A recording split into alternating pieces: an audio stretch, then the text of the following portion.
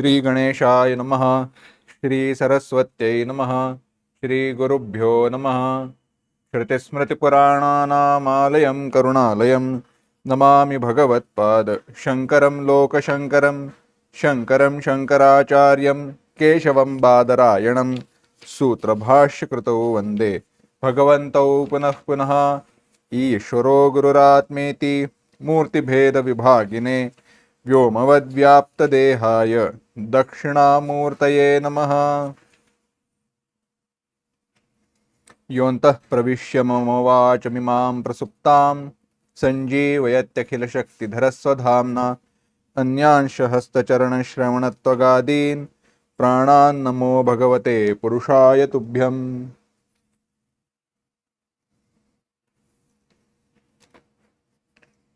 मानस का मंगलाचरण करते हैं।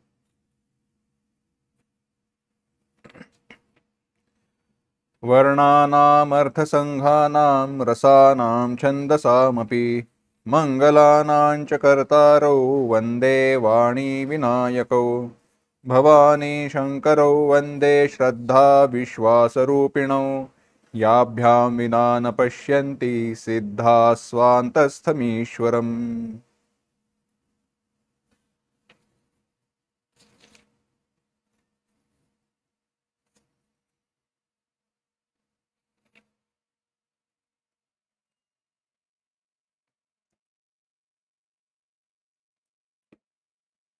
हम रामचरितमानस का चिंतन कर रहे हैं। गोस्वामी तुलसीदास जी द्वारा लिखित निर्माण किया गया अत्यंत अद्भुत ग्रंथ, इसका चिंतन कर रहे थे। इस चिंतन में हमने मंगलाचरण का विचार किया, जो भी मंगल किए हैं उनका चिंतन किया। तत्पश्चात जो भाषा में, क्योंकि स्वयं भगवान गोस्वामी तुलसीदास जी कह रहे हैं भाषा निबद्धम अतिमंजुल मातनोति, भाषा में लिखा हुआ यह ग्रंथ है जो अत्यंत सरल है और भगवान को अत्यंत प्रिय है। भगवान की आज्ञा से इस ग्रंथ की रचना कर रहा हूं और इसीलिए वे मंगल करते हैं। उन मंगलों का जब हमने विचार किया तो हमने यह देखा कि गोस्वामी तुलसीदास जी जो मंगल करते हैं, जो 5 सोरठाएं हैं, उन 5 सोरठाओं में पहले जो 4 है उनमें उपासना की बात की है, वंदना की बात की नहीं है, परंतु आगे चलकर गुरु जी की वंदना की है। इसका हमने संक्षेप में चिंतन किया था कि अयोध्या कांड का पूर्व में है और वहां पे वंदनीय केवल भगवान है, बाकी सब उपास्य देवताएं हैं। इसीलिए जब बाकी देवताओं को वंदन किया तो उनके लिए वह हम पर कृपा करे, अनुग्रह करे, इस प्रकार से प्रार्थना की, आशीर्वाद की अपेक्षा की है, आशीर्वादात्मक आशीर्वचन की अपेक्षा की है, उस रूप का यह मंगलाचरण है। परंतु अंत में गुरु जी के सामने सर नवाया है। गुरु अत्यंत वंद्य, गुरु जी हमेशा वंद्य रहते हैं, गुरु हमेशा वंद्य है, इसलिए उनको नमस्कार किया है। और आगे चलकर उनका महत्व क्या है उसका विचार बता रहे थे, जिसका हमने चिंतन किया था। आज के चिंतन को आगे बढ़ाए उसके पूर्व वे 5 सोरठाएं तथा पहला जो दोहा है वहां तक के जो चौपाइयां हैं और वह दोहा, उन सबको एक साथ पढ़ते हैं।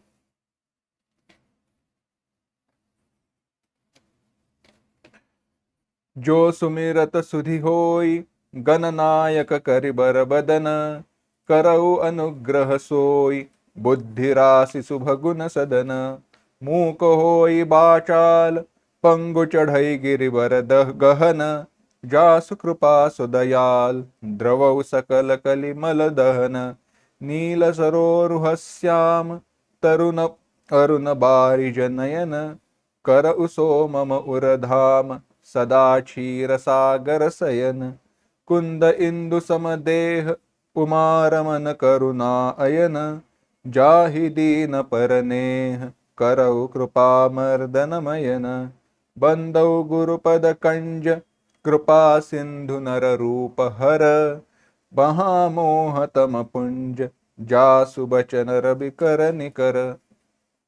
हरि ऐसा भी पाठ है, हर ऐसा भी पाठ है, परंतु हर यह पाठ अधिक योग्य है, जिसका हमने चिंतन किया। आगे चलकर अब चौपाइयों में गोस्वामी जी कह रहे हैं, बंदउ गुरुपद पदम परागा, सुरुचि सुबास सरस अनुरागा, अमीय मूरिमय चूरन चारु, समन सकल भवरुज परिवारु, सुकृति संभुतन बिमल विभूति, मंजुल मंगल मोद प्रसूति, जनमन मंजु मुकुर मलहरनी, किए तिलक गुण गण बस करनी, श्री गुरु पद नख मनि गण ज्योति, सुमिरत दिव्य दृष्टि ही होती, दलन मोह तमसो सप्रकाशु, बड़े भाग उर आवै जासु, उघरहि बिमल बिलोचन ही के, मिटइ दोष दुख भवर जनी के, सूझहि राम चरित मनि मानिक, गुपुत प्रगट जह जे जो जेहि खानिक, जथा सुअंजन अंजिदृग, साधक सिद्ध सुजान, कौतुक देखत शैल बन, भूतल भूरि निधान, श्री सियावर रामचंद्र की जय, शरणम सिया राम। हमने चिंतन को प्रारंभ किया था, कहा कि गुरुजी महाराज जी के चरणों कमलों की रज की वंदना करते हुए गोस्वामी तुलसीदास जी कह रहे हैं कि वे जो रजकण हैं, जैसे वह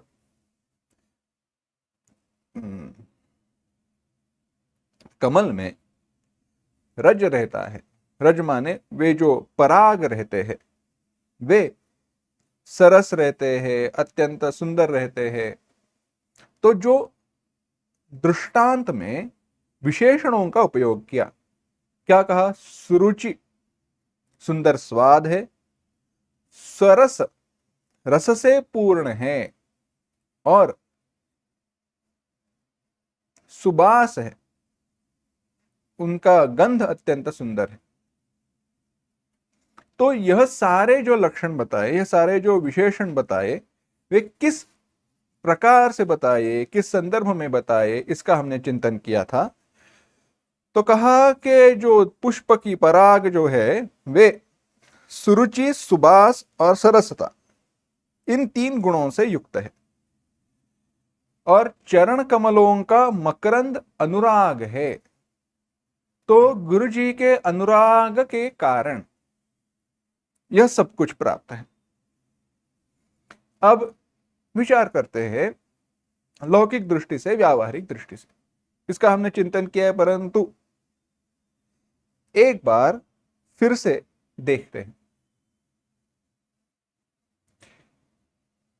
दृष्टांत में कही गई जो बात है, रज की है, क्या उस प्रकार से ही गुरु जी के चरण कमलों की धूल का विचार करना है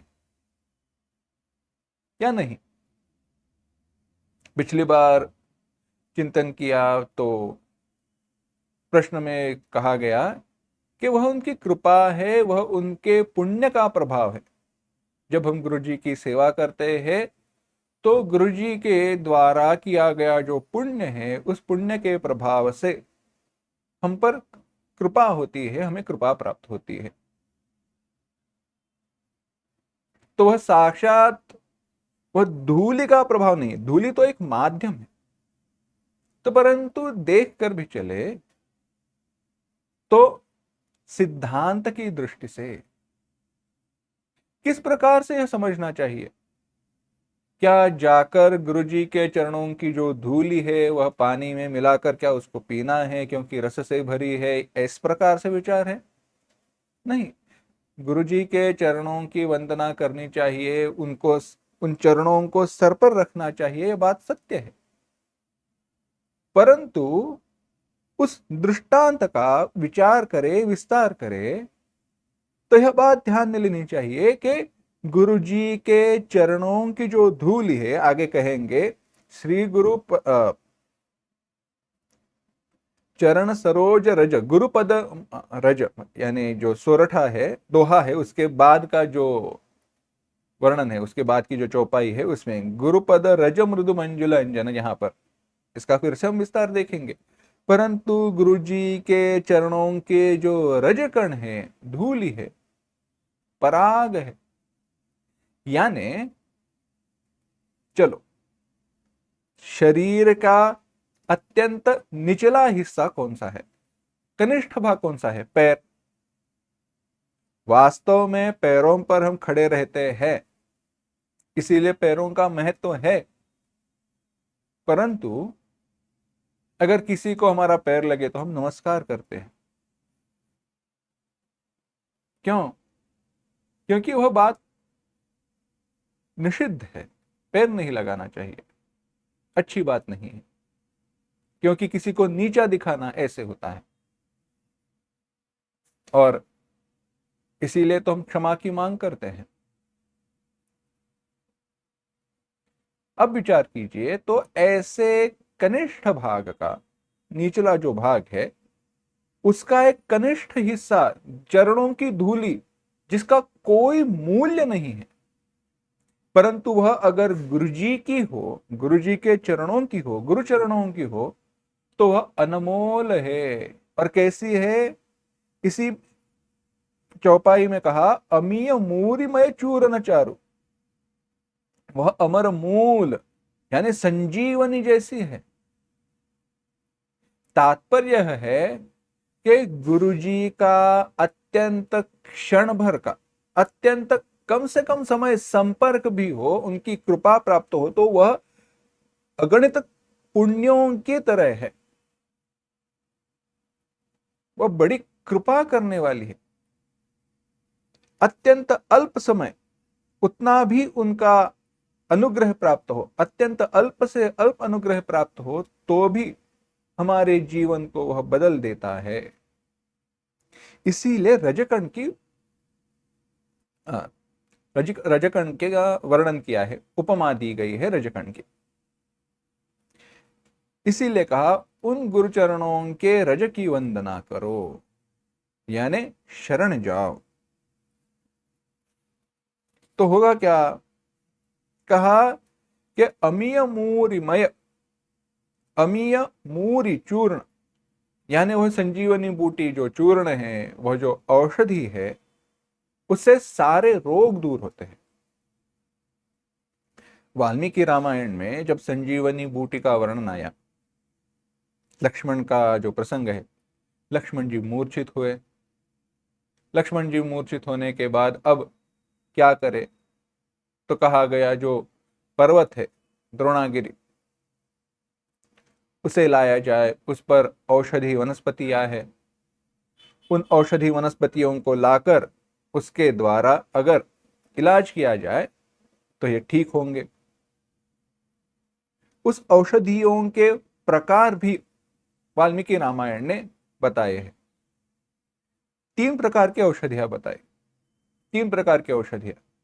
एक औषधि है जो जख्म भरने वाली है, जख्म पूरी भर जाती है, ठीक हो जाती है, परंतु फिर भी खुली रहेगी ना। अगर घाव कोई हुआ हो तो जख्म ठीक होना एक बात है, परंतु ऑपरेशन वगैरह जब हम करते हैं, शल्य चिकित्सा करते हैं, तो इसको सीना पड़ता है, उसको जोड़ना पड़ता है, उस जो जख्म है, घाव है, उसको बंद करना पड़ता है। तो दूसरी जो औषधियां थी, उससे वह घाव बंद हो जाते थे, परंतु घाव बंद होने के बाद भी उसके निशान रह जाते हैं। उनको दूर करने वाली तीसरी प्रकार की औषधियां थी। इस प्रकार से उन औषधियों का वर्णन आया,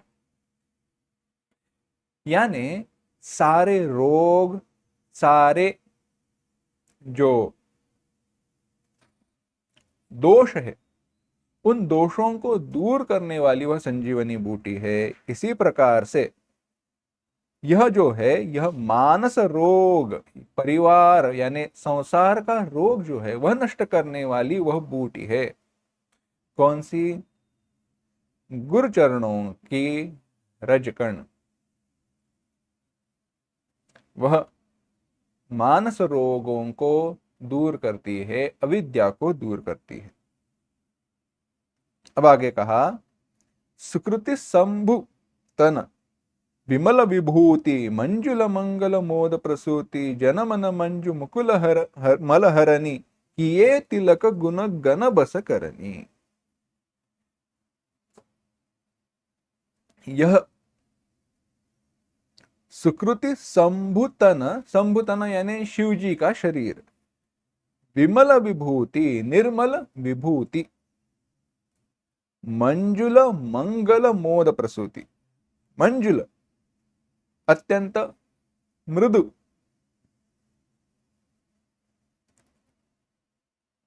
मंगल मंगलदायी सुंदर, मोद प्रसूति, प्रसूति जन्म देने वाली, आनंद को जन्म देने वाली, जन मन मंजु मुकुर मल हरणी, जन मन जन लोगों का मन, मंजु मुकुल सुंदर, मुकुर मुकुर माने आईना दर्पण, मल हरणी मल का हरण करने वाली है, और किए तिलक गुण गण बस करनी, और तिलक करने से उसको माथे पर लगाने से गुण गण बस करनी, गुण गण गुणों के समुदाय को वश में करने वाली है।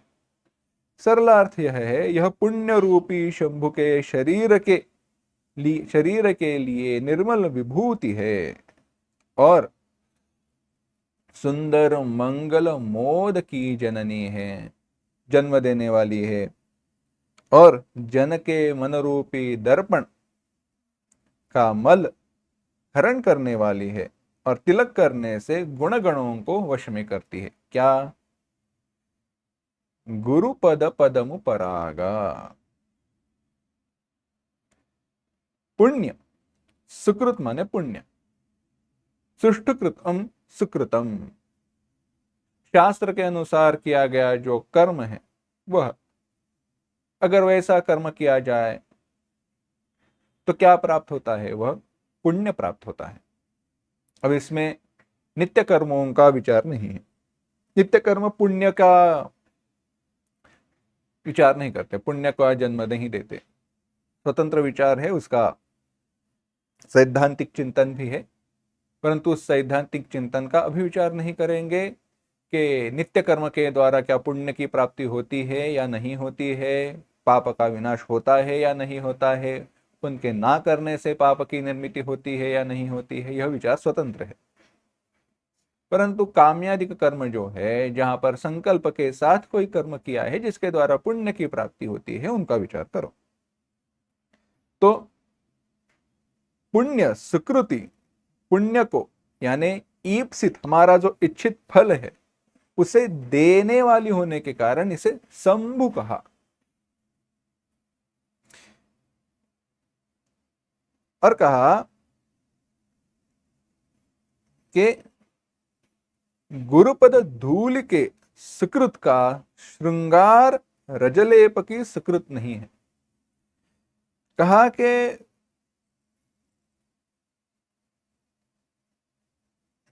इस प्रकार से देखो,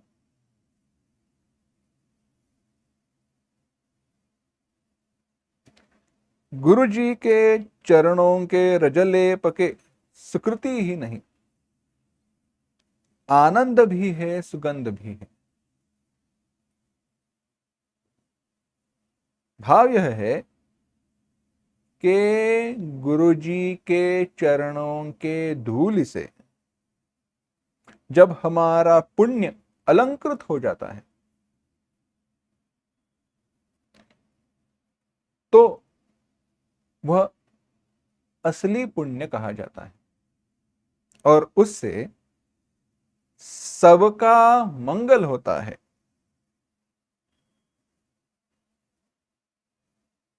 सबका क्या होता है? मंगल होता है। इसीलिए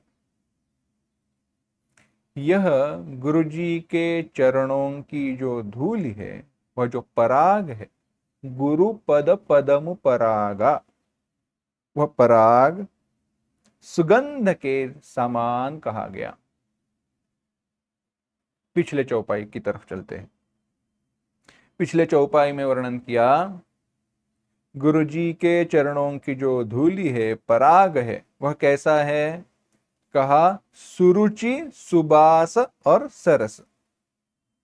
सुरुचि, सुबास और सरस यानी रुचि से युक्त है।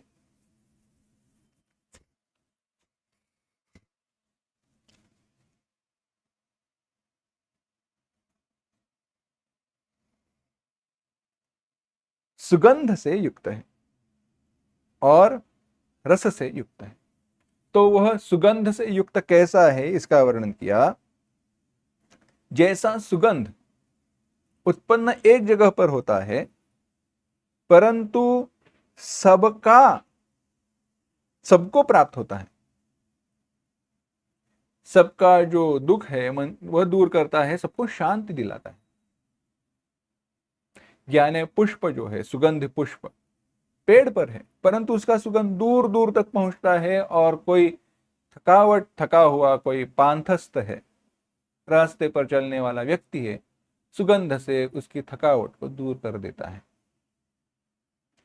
इसी प्रकार से यह जो विभूति है, कैसी विभूति?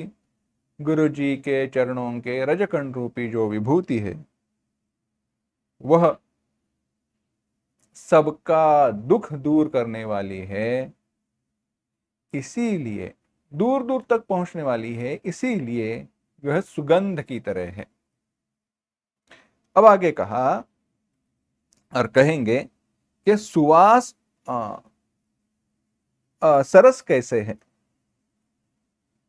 यह सरस कैसे है?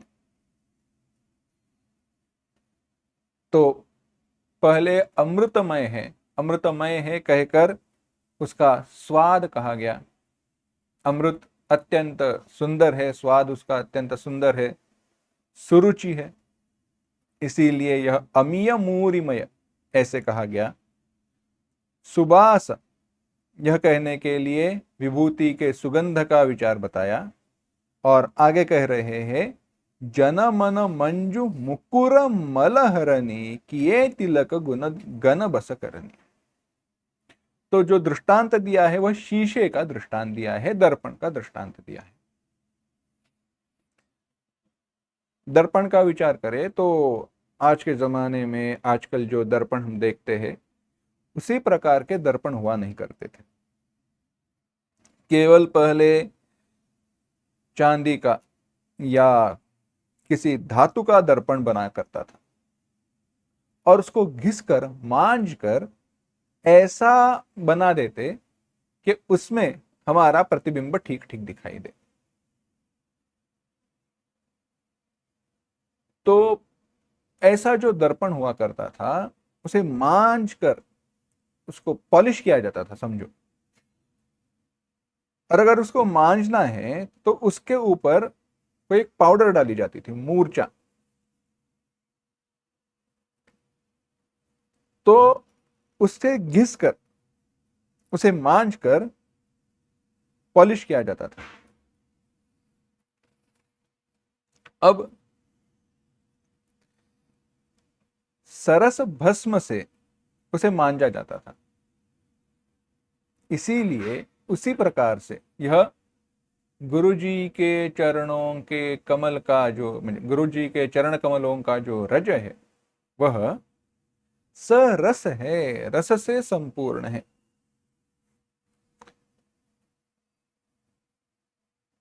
अब इसका किस प्रकार से विचार करना चाहिए, देखो। मुकुर मलिन अरु नयन विहीन, गोस्वामी तुलसीदास जी अन्यत्र कहते हैं। भगवान तो सबके हृदय में बैठे हैं। गुरु जी ने बार बार कहा है, शास्त्रों ने कहा है, ईश्वर सर्वभूतानाम हृदयेषु तिष्ठति। भगवान सबके हृदय में बैठे हैं। सबके हृदय में बैठे हुए भगवान भाव अभाव सबको जानते हैं, परंतु फिर भी हमें उसका अनुभव नहीं है। क्यों?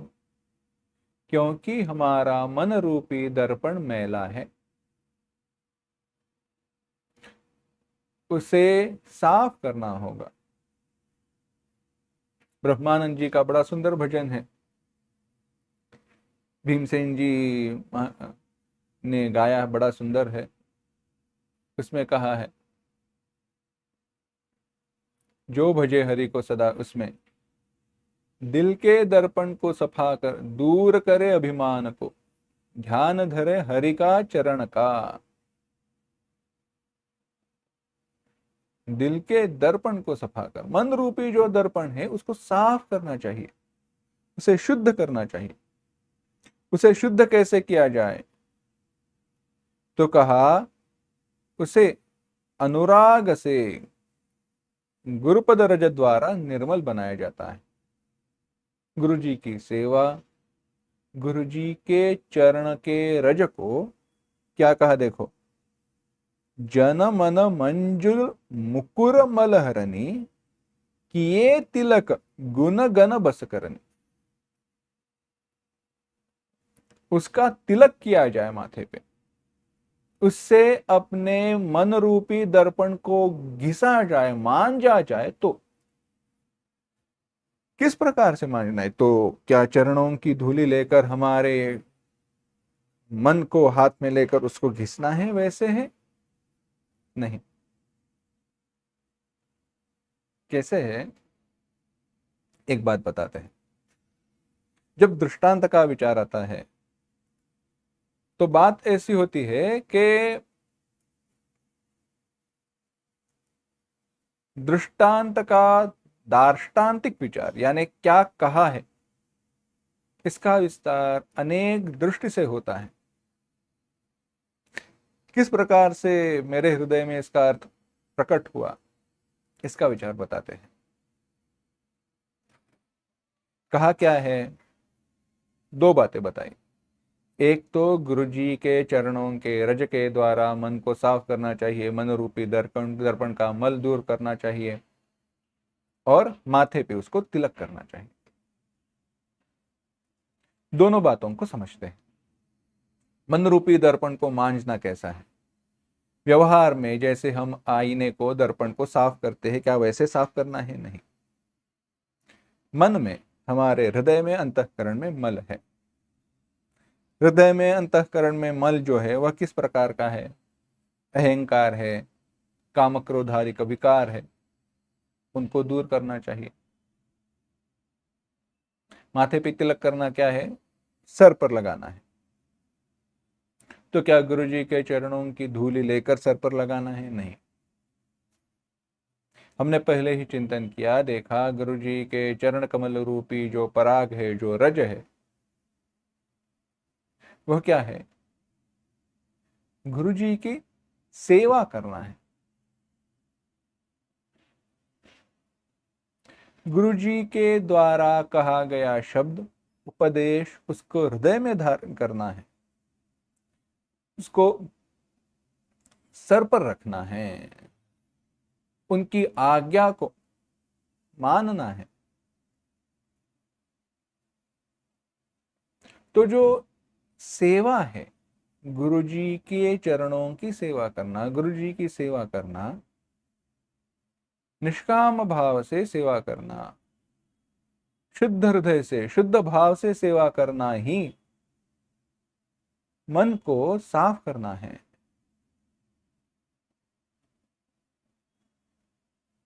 कई बार पढ़ा,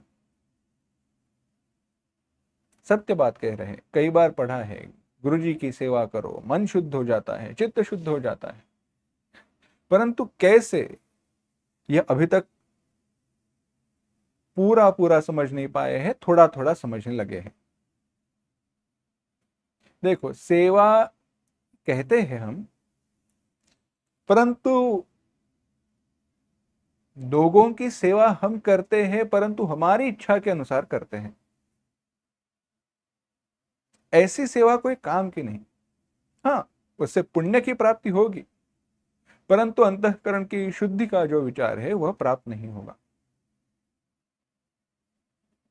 जब तक अहंकार, हमारे हृदय में हुए काम क्रोधादिक दोष, वासनाएं,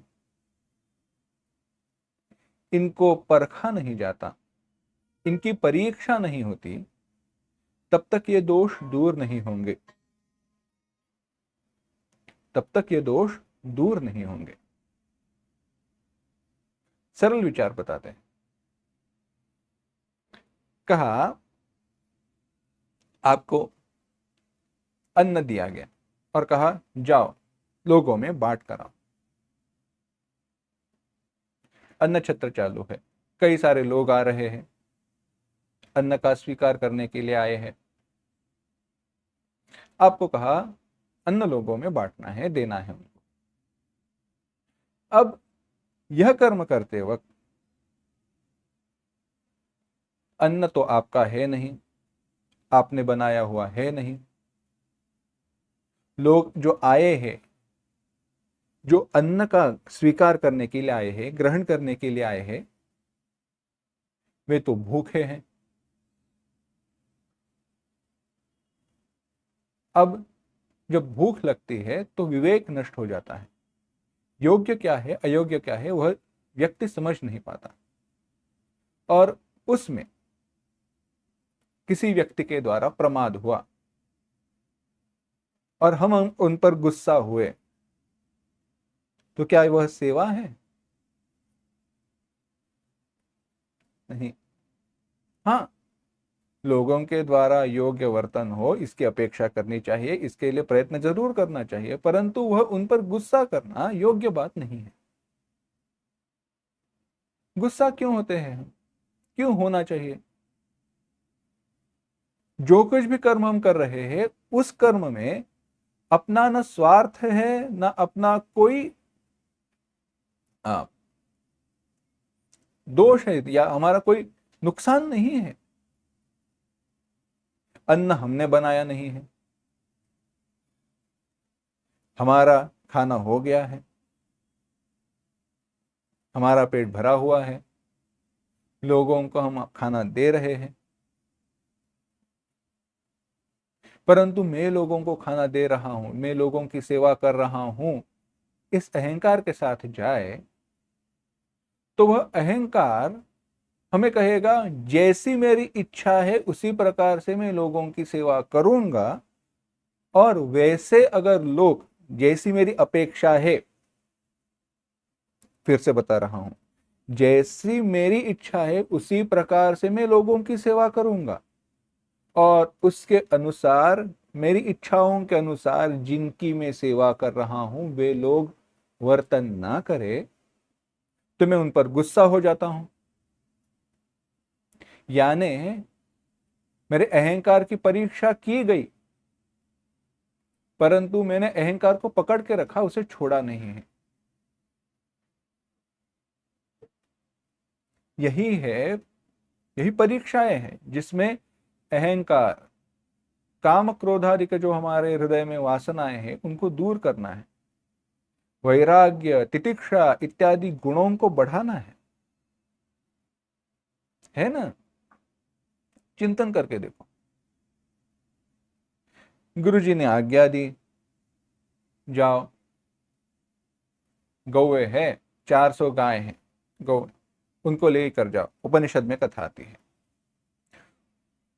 क्या करना है? बस कुछ नहीं करना है, जब तक इन 400 जो गाय हैं उसके 1000 जब तक नहीं होती तब तक वन में ही रहना, उनको घास खिलाने के लिए लेकर जाओ। जब उनकी 400 जो है उनकी 1000 हो जाएंगे तो वापस आना।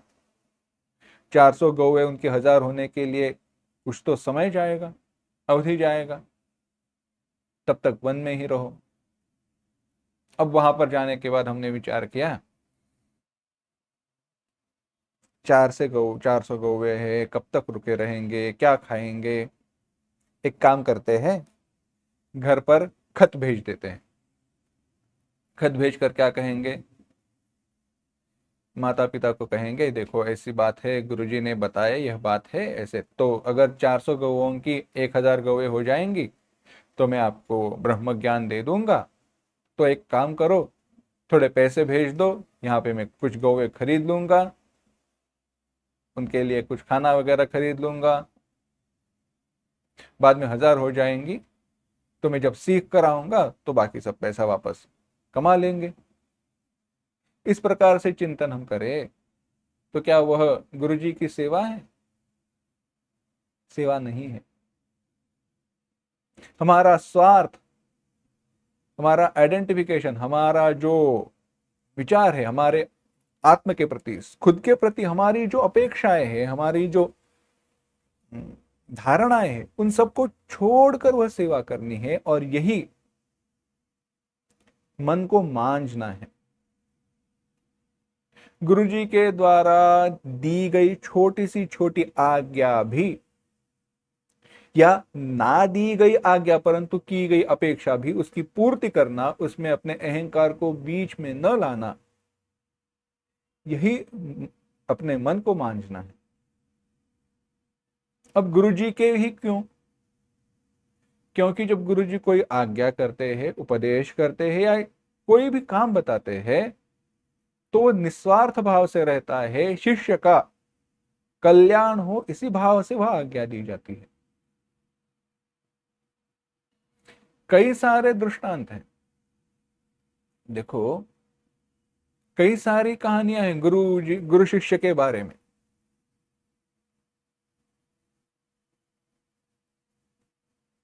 दो घटनाएं, दो कथाएं हैं। संत समर्थ रामदास जी के जीवन की एक कथा है। एक दिन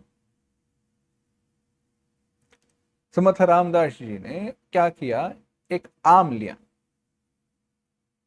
और आम को पैर पर बांध दिया, बंद कर दिया कपड़े से बांधकर, और कहा कि फोड़ा आया है, फोड़ी हुई है, व्रण आया है। शिष्यों ने कहा अब क्या करें?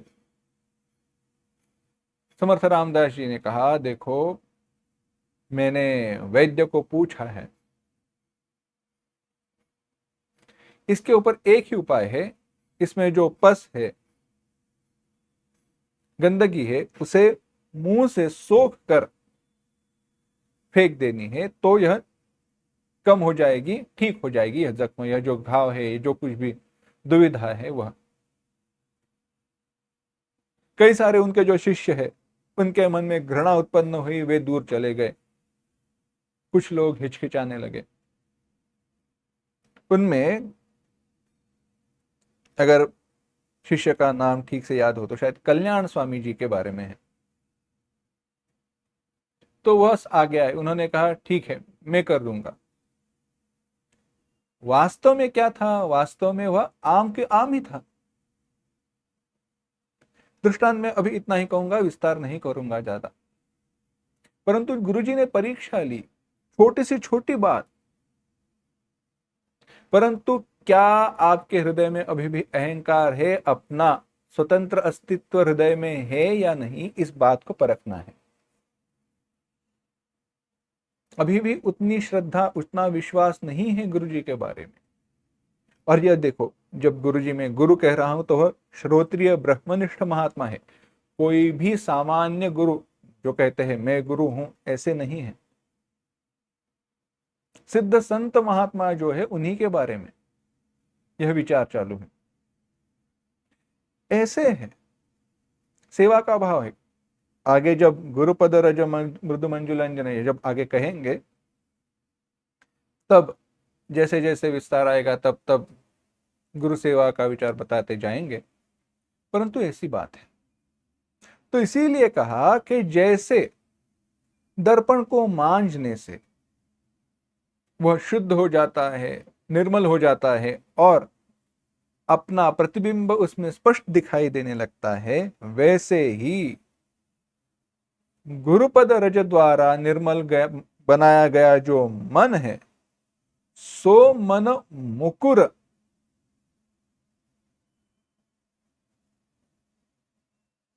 सो मन मुकुर, मन का जो दर्पण है, मन रूपी दर्पण है, वह निर्मल हो जाता है।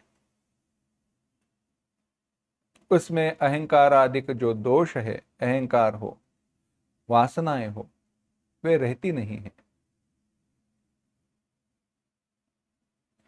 जो बात कह रहे थे गुरु शिष्य की, तो उसी में है,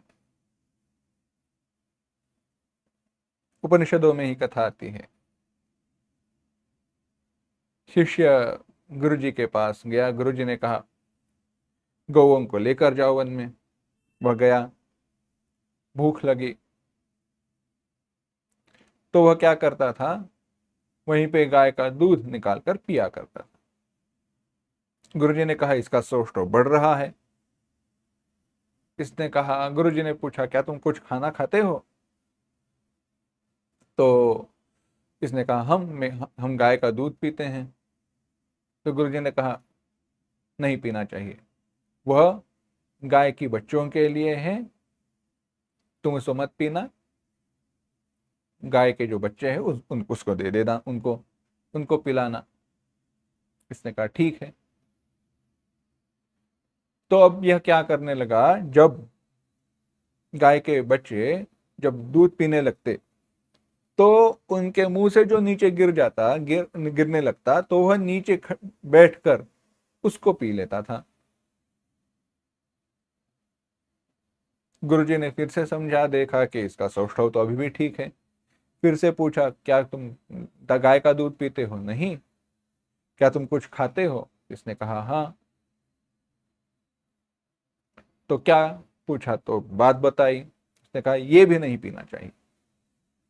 अब एक बार गौओं को लेकर आ रहा था, भूख लगी तो धतूरे के जो फूल थे तो उसको पीने लगा, तो उसका जो रस है वो आंखों में गया और अंधा हो गया। और आगे की कथा आती है। तात्पर्य क्या है देखो, तात्पर्य है गुरुजी के द्वारा किए गए आदेश का यथा योग्य रीति से पालन करना चाहिए, तो ही भला होता है।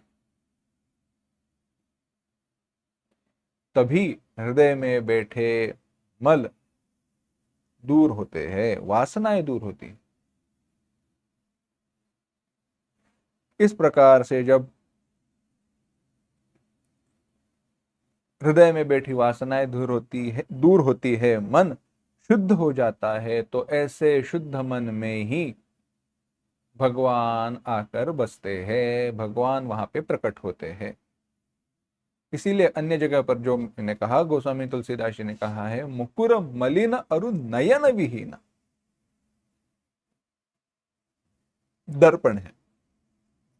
दर्पण में हमें हमारा चेहरा देखना है, तो क्या क्या आवश्यक है? दर्पण स्वच्छ हो, निर्मल हो, बाहर प्रकाश हो, और हमारी आंखें ठीक हो। मैंने आंखें मूंद ली है और दर्पण में देख रहा हूं, क्या अपने प्रतिबिंब को देख पाऊंगा? नहीं। मैंने आंखें खुली है, दर्पण सामने है, परंतु सब जगह पर अंधेरा है, क्या देख पाऊंगा? नहीं। प्रकाश है, देख रहा हूं, परंतु दर्पण मैला है, क्या देख पाऊंगा? नहीं। यानी ये सारी बातें जब एक हो जाती है, अंतःकरण शुद्ध हो, देखने वाली आंखें खुली हो, यानी जो शास्त्र वचन है, गुरु जी के वचन है, उन पर विश्वास हो, उन्हें समझना चाहिए,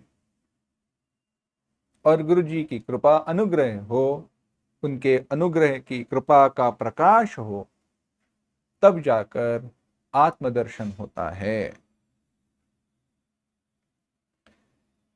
इसीलिए कहा मन मुकुर, मन का दर्पण जो है वह निर्मल करना चाहिए। और क्या गुण है? उनके पदम परागा, गुरु जी के चरण कमलों के रज में। तो कहा कि ये तिलक गुण बस करनी, न तो केवल यह अंतःकरण के रोगों को, अंतःकरण के दोषों को दूर करती है, परंतु अगर उसको माथे पर लगाया जाए तो सारे गुण गण बस करने, सारे गणों को, यानी सारे गुणों को वश में कराने वाला है, सारे गुण प्राप्त हो जाते हैं। आगे वर्णन आएगा, जिमि सरिता सागर महाजाई यद्यपि काहि कामना नाही।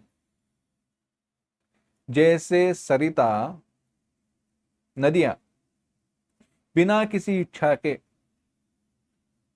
सागर महाजाई समुद्र तक जाती है, वैसे ही सारे गुण तुम्हारे पास आते हैं। दशरथ जी महाराज के साथ संवाद है। वैसे ही गुरु जी के चरणों की सेवा करने से न तो केवल दोष दूर होते हैं, परंतु सारे गुण आकर उसके हृदय में बसते हैं।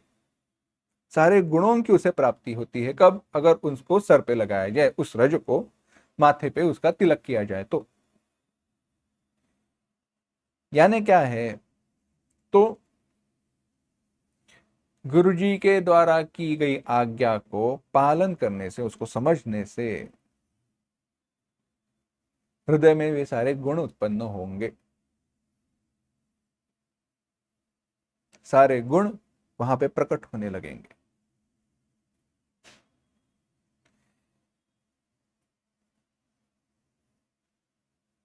इसीलिए गुरु जी की सेवा, गुरु सेवा अत्यंत उत्तम साधन बताया है, चित्त शुद्धि का, गुणों के प्राप्ति का, इत्यादि का।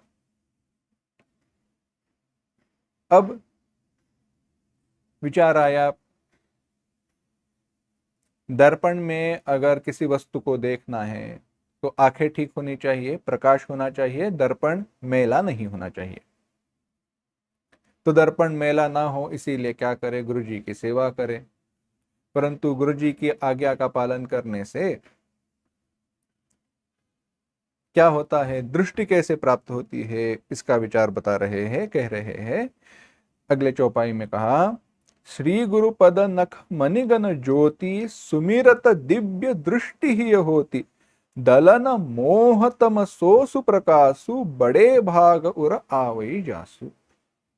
कहा, श्री गुरु पद नख, श्री गुरु जी के चरण के नख रूपी मणिगण ज्योति, मणिगण ज्योति, मन रूपी जो ज्योति है, सुमिरत, उसका केवल स्मरण करने से दृष्टि ही होती, हृदय में दिव्य दृष्टि उत्पन्न होती है। हृदय में दिव्य दृष्टि उत्पन्न होती है। दिव्य दृष्टि क्या है? ज्ञान की दृष्टि है। और वह जो सो सुप्रकाशु, उसका जो अत्यंत सुंदर निर्मल प्रकाश है, वह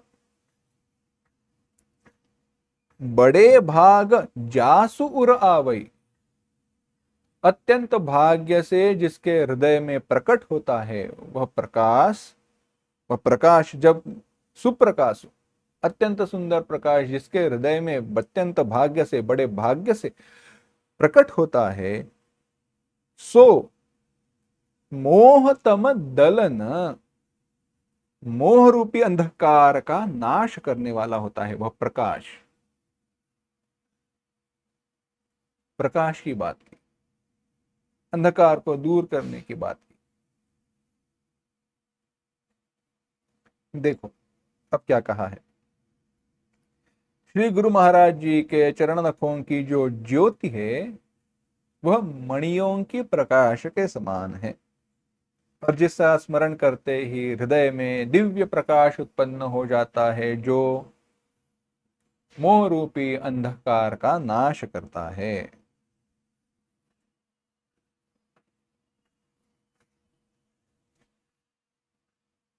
गुरु जी के चरणों के रज से मन तो निर्मल हुआ, परंतु अगर दर्शन करना है तो क्या चाहिए? प्रकाश चाहिए, और नेत्र आवश्यक है।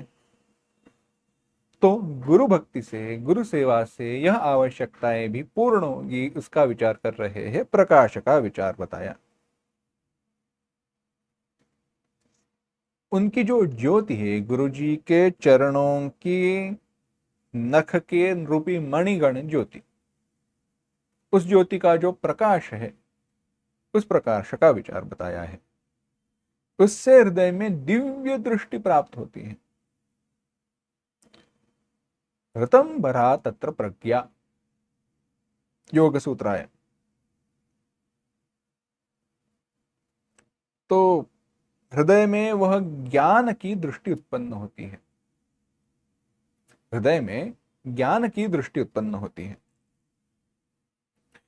गुरु चरणों में समाहित होने पर उनकी सेवा, उनके द्वारा किया गया उपदेश शिरोधार्य, सर पे लेने तक, सर पर लेना यानी उसको वंदनीय मानकर उसका अनुसरण करना, अनुकरण करना, गुरु जी के उपदेश में कही गई विचारों का अनुसरण और दिए गए कर्म का अनुकरण।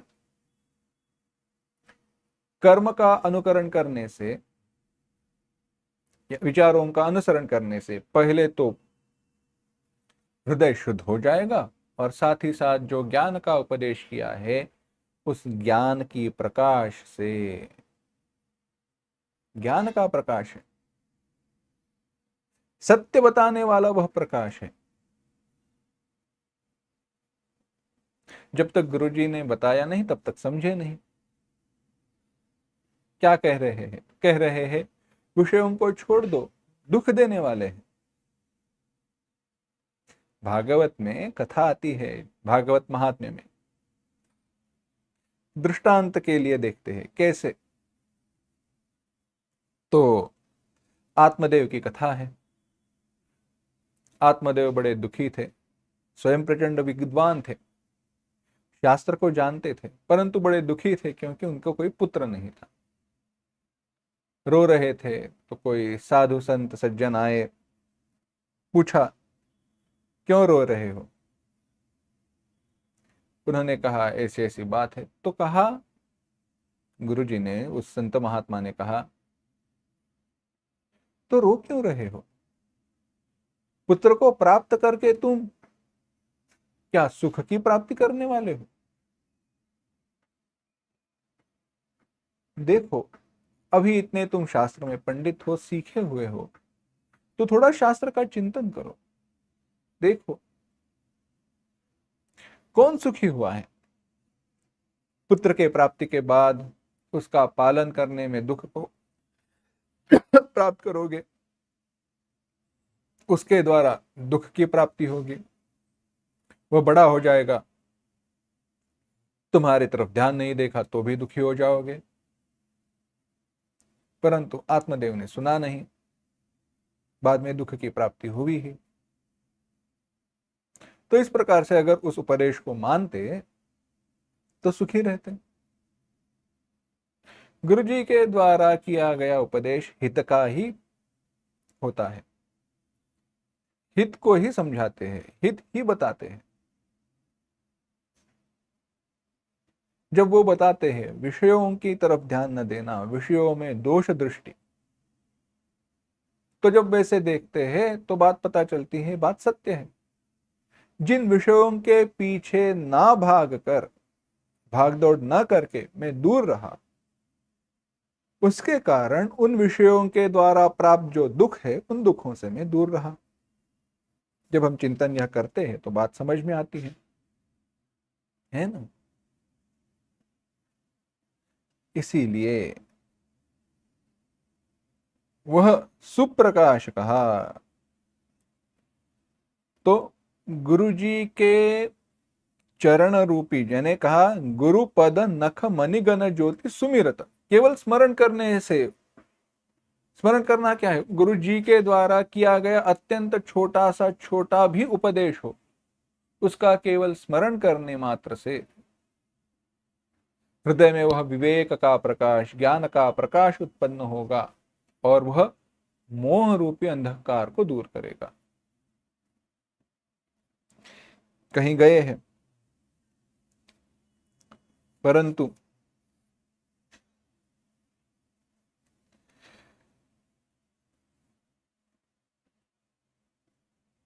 इस प्रकार से चिंतन करो।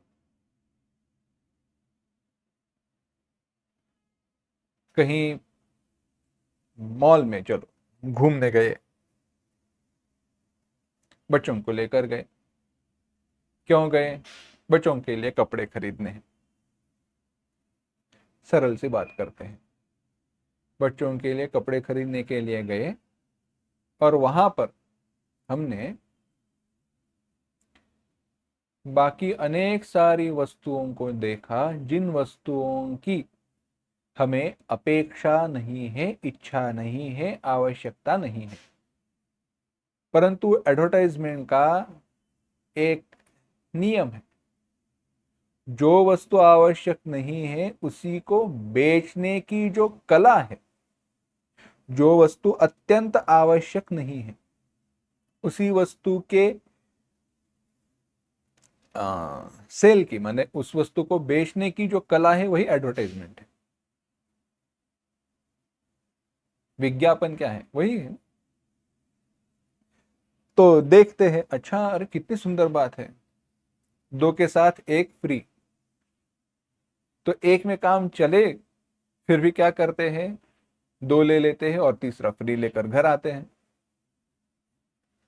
घर में बहुत सारे चम्मच पड़े हुए हैं, घर में बहुत सारे चम्मच पड़े हुए हैं, परंतु हुआ ऐसे है, ये चलो कप लेते हैं चाय का। चाय के कप हैं, कितने हैं? 15 है। क्यों? क्योंकि टी सेट जो आता है, चाय के कप एक साथ आते हैं तो 6 आते हैं, हर एक सेट में से 1 कप फूटा हुआ है, तो यानी 5 5 5 ऐसे है।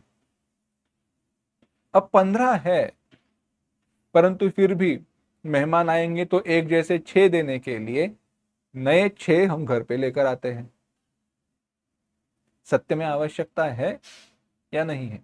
हाँ, नए हो, ठीक हो, टूटे फूटे ना हो, यह बात हो तो बात ठीक है, परंतु 15 के 15 बिल्कुल अच्छे हैं, कोई दोष नहीं है उनमें, फिर भी लेकर आते हैं नया। क्या योग्य है? नहीं, योग्य नहीं है। परंतु वहां पर जब गुरुजी की बात समझ में आए, जो वस्तुएं आवश्यक नहीं है उनका संग्रह करना परिग्रह कहा जाता है, और अपरिग्रह जिन वस्तुओं की आवश्यकता नहीं है उनका संग्रह न करना गुण है। ऐसा उपदेश अगर उसका स्मरण हो तो होगा क्या? भलाई होगा। इसी प्रकार से गुरुजी के द्वारा किया गया अत्यंत छोटा से छोटा सा जो उपदेश है, उस उपदेश के द्वारा हमारा हृदय निर्मल हो जाता है, हृदय में वह विवेक जागृत होता है और हम सही मार्ग पर चलते हैं। सरल सा उदाहरण दिया, कहीं पर पापाचरण से भी दूर रहेंगे, अयोग्य विचार नहीं करेंगे, और होगा क्या? मोह रूपी जो है, मोह का विनाश होगा। इसी को आगे चलकर यह जो अज्ञान रूपी मोह है, उस मोह का भी विनाश होता है गुरुजी के द्वारा किए गए उपदेश का स्मरण करने से।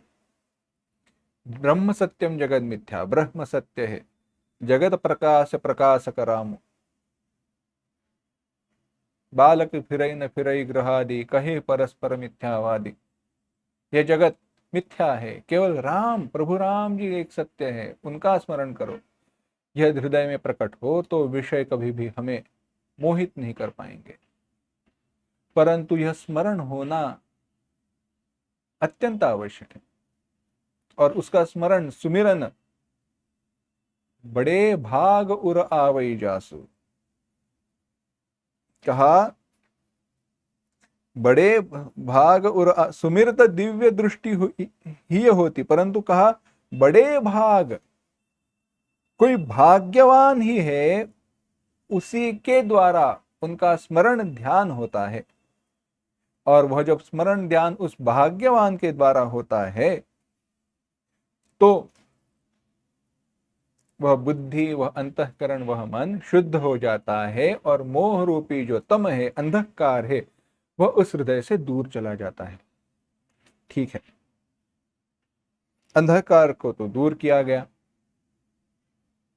परंतु आंखें ही न खुले तो, आंख ही न खुले तो देखा कैसे जाए?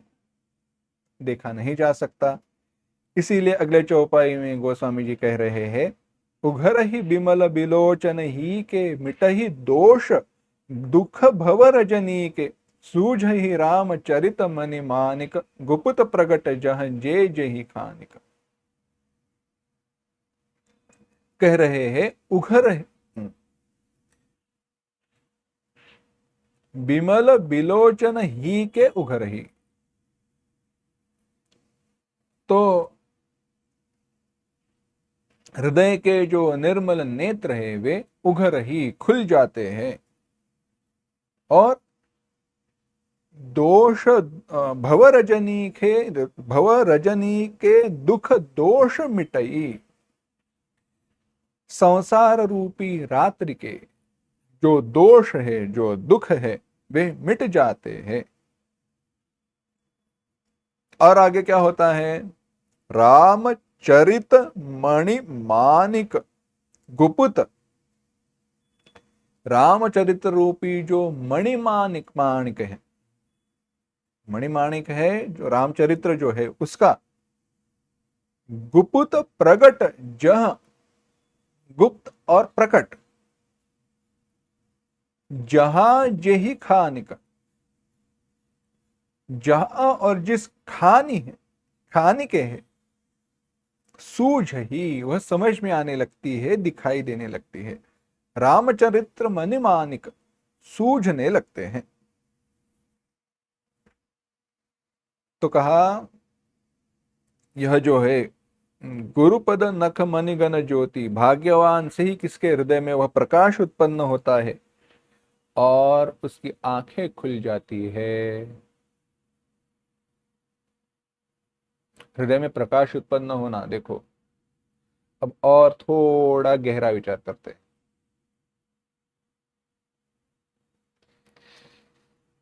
गुरु जी ने कहा उपदेश, स्मरण हुआ उसका, परंतु उसके अनुसार अनुकरण न हो तो, उसके जैसा अनुकरण न हो तो यही है आंखों का बंद रहना।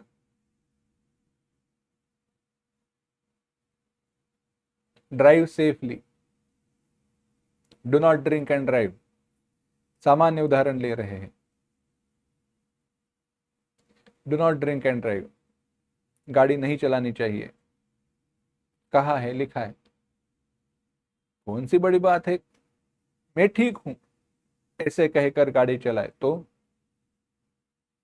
अभी तक कुछ नहीं हुआ तो कुछ नहीं होगा, ऐसे है नहीं। अब तक विषयों का इतना उपभोग लिया है, एक बार बस, यह आखिरी बार, अब और नहीं। इस प्रकार से विषय के पीछे जाते रहे गुरु जी के उपदेश के स्मरण के बाद भी, तो यह आखिरी बार तो कभी समाप्त होने वाला नहीं है। आंखें खुलना क्या है, तो कहा जब वह हृदय में स्थिर हो जाता है, वह प्रकाश, वह स्मरण बार बार होने लगता है, तो उस पे ऊपर हम कृति करने लगते हैं, उसका विचार करने लगते हैं और उनकी आंखें खुल जाती हैं। और जब उनकी आंखें खुल जाती है, उनको वह ज्ञान प्राप्त होता है, तो परिणाम स्वरूप भवरजनी के दुख दोष मिटई, वो भवरात्रि जो है कि यह जो संसार है उसके दुख दोष दूर हो जाते हैं। और आगे क्या होता है, कहा रामचरित मणिमानिक, रामचरित्र रूपी मणिमाणिक्य जो है वह सूझने लगता है। मणि और माणिक, दो बातें बताई, मणि कहां पर है और माणिक कहां पे है, सूक्ष्म भेद है। व्यवहार में हम दोनों एक जैसे ही उन दोनों का उपयोग करते हैं, उन दोनों का एक जैसा ही उपयोग करते हैं, परंतु मणि रहता है सर्प, गज आदि के शिर में, मस्तक में, सर में जो मणि सर्पादि के सिर पर है, या गजगंड गणेश जी ने अपना हाथी के सर में है, उसे मणि कहा गया। सारे हाथियों के सर में नहीं रहता है, सारे सर्पों के सर में वह माणिक नहीं रहता, मणि नहीं रहता है, विशेष है वे, आसान से दिखाई नहीं देते। तो ऐसा जो मणि है वह वहां पर है, और माणिक पर्वत गिरिकंदराओं में पाए जाते हैं। इसकी इसी प्रकार से यह जो रामचरित्र है वह गुरुजनों के पास है, वेद पुराण में है, परंतु वहां पर होते हुए भी हमें प्राप्त नहीं है, हमें समझ में नहीं आता।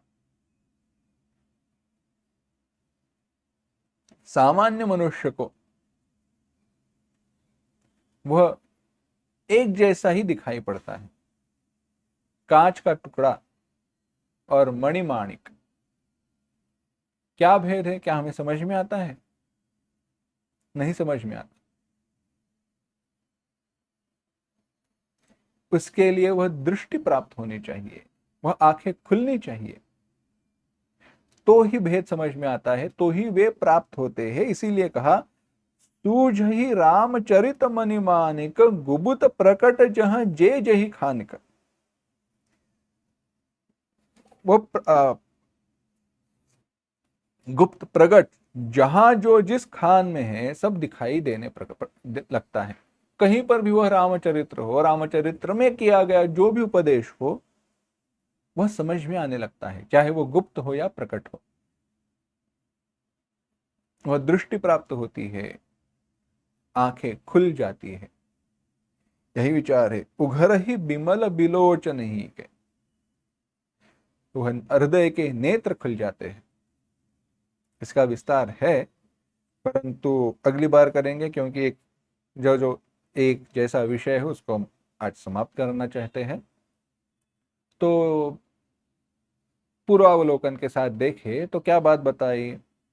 कहा, बंदो गुरुपद पदम परागा, सुरुचि सुबास सरस अनुरागा। गुरु जी के चरण कमल रूपी जो रज है, चरण कमलों का जो रज पराग है वह कैसा है? सुरुचि सुबास सरस, और वह अनुराग रूपी मकरंद के कारण है। कहा, सुरुचि, रुचि, सुबास और रस, रुचि से युक्त है, इसीलिए उदाहरण दिया। वह कैसा है? वह अमृतमय जड़ी बूटी की तरह है, जो सारे भवरोगों के परिवार का विनाश करने वाला है। आगे कहा, वह निर्मल विभूति है, सुगंध का विचार बताया, जो आनंद की जननी है और दूर दूर तक फैलकर लोगों का कल्याण करने वाली। कहा, सरस, सरस कहते हुए सरस भस्म का विचार बताया, जो दर्पण साफ करने के लिए उपयोग में लाया जाता है। दर्पण को साफ करना क्या है? यहां पर मन का मल दूर करना है। इस प्रकार से मन के मल को, सुंदर दर्पण के मैल को दूर करना जैसे रज का काम है, वैसे ही गुरु जी के चरण कमलों का जो रज पराग है वह मन रूपी दर्पण के मल को दूर करता है। इसके कारण क्या होता है? मन का माने दर्पण मैला है तो दर्पण को साफ किया जाए, बात अच्छी है, परंतु अगर दर्पण में प्रतिबिंब को देखना है तो आंखें खुली होनी चाहिए और प्रकाश होना चाहिए। तो प्रकाश कैसा है? इसके लिए कहा, गुरु जी के चरण नख की जो ज्योति है मणियों के प्रकाश के समान है, और उसका स्मरण करते ही गुरु जी के द्वारा किया गया सामान्य से सामान्य उपदेश भी हो, उसका स्मरण करते ही हमारे हृदय में विवेक जागृत होता है, और वह मोह रूपी अंधकार का विनाश करता है। गुरु जी के उपदेश का स्मरण मोह रूपी अंधकार को दूर करता है, और वह स्मरण होते ही विवेक की आंख खुल जाती है, वैराग्य की आंख खुल जाती है, हमारे नेत्र खुल जाते हैं, और जो प्रभु श्री राम जी का चरित्र सामने होते हुए भी दिखाई नहीं दे रहा था, वह प्रकट हो जाता है। दिव्य कैसे है अब आगे बताएंगे अगले दोहा में, परंतु यह बात सत्य है। गुरु जी के द्वारा जब वह बात बताई नहीं गई, तब तक वही दोषों को हम, वही गलतियों को हम बार बार दोहराते रहते हैं, परंतु उनके द्वारा किया गया जो उपदेश है उसका स्मरण हो तो वह गलतियां, वह दोष फिर से दोहराए नहीं जाते। यह गुरुपदेश का महत्व है, गुरुपदेश के स्मरण का महत्व है। और यह कब हो? गुरु जी के प्रति, गुरु के प्रति वह श्रद्धा हो, वह विश्वास हो, उनके उपदेश का नित्य चिंतन होता रहे तो आगे कहा, जथा सुअंजन अंजिदृग साधक सिद्ध सुजान, कौतुक देख ही शैल बन भूतल भूरि निधान। जिस प्रकार से साधक सुजान सिद्ध, सुजान सज्ञान ज्ञानी सिद्ध महात्माएं दृग अंजी उत्तम अंजन को नेत्रों में आंज कर शैल बन भूतल भूरि निधान कौतुक देखे। शैल बन, शैल वन कानन यानी पर्वत वन भूमि में गड़े हुए जो बड़े बड़े खजाने हैं, उसको कौतुक देखे, सहजता से देख पाते हैं, वैसे ही दृष्टांत बताया। आंखों में अंजन आंजना गुणाधान है, जिसके द्वारा दिव्य दृष्टि प्राप्त होती है, और वह जो दिव्य अंजन है उसके कारण व्यवधान दूर होकर, व्यवधान दूर होकर पर्वत वन भूमि इत्यादि में जो छिपे हुए खजाने हैं वह सारे प्राप्त होते हैं, वह सारे दिखाई देने लगते हैं, और वह बहुत ही कौतुक देख, सहजता से देखते हैं।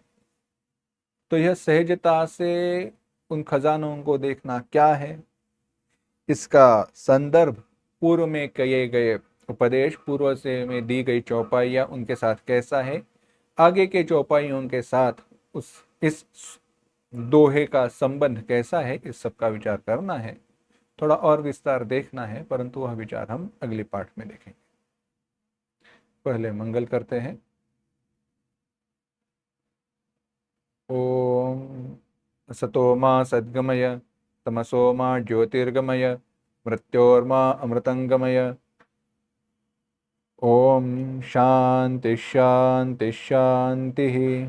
कल्याणानां निधानं कलिमलमथनं पावनं पावनानां, पाथेयं जन्ममोक्षोऽस्य परिपरपदप्राप्तये प्रस्थितस्य विश्रामस्थानमेकं कविवरवचसां जीवनं सज्जनानां, बीजं धर्मद्रुमस्य प्रभवतु भवतां भूतये रामनाम।